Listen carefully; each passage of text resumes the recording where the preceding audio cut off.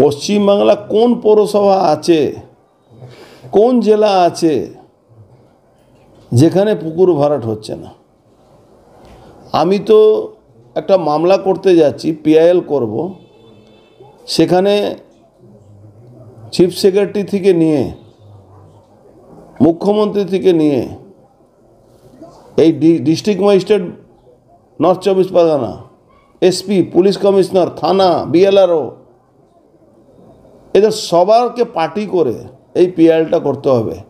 রোজই মিডিয়াতে আসছে, রোজই মাননীয় মুখ্যমন্ত্রী মমতা ব্যানার্জি বলছেন কি এর উপরে আমরা নজর দিয়েছি, যে LR department, BLRO, chief secretary সব নজর রেখেছে, আর রোজ পুকুর ভরাট হয়ে যাচ্ছে।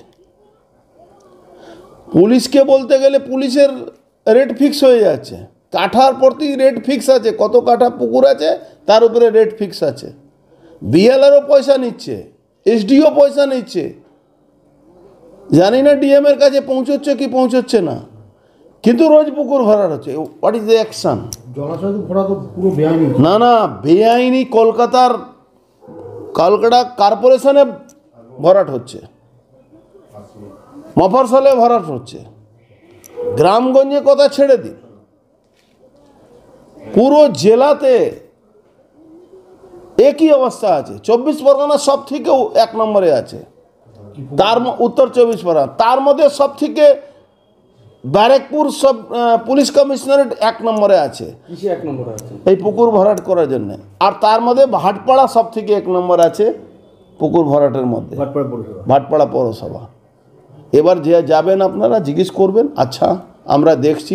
তাহলে আমি একটা প্রশ্ন রেখে যাই, ভাটপাড়া পৌরসভার পক্ষ থেকে কটা মামলা হয়েছে? এই যারা পুকুর ভরাট করেছে তাদের নামে কজনের নামে এফআইআর হয়েছে, কজন গ্রেফতার হয়েছে? আমিও ভাটপাড়া পৌরসভার চেয়ারম্যান ছিলাম। খুঁড়িয়ে শুধু না, প্রায় 100 জনের উপরে আমার মামলা করা আছে। এখনও কেস মাঝে মাঝে আমার কাছে সমান আসে, আমি কোর্টে গিয়ে ওদের এগেনস্টে আমার সাক্ষী দিই। না, এখনও কেসটা তো এখনও চলছে।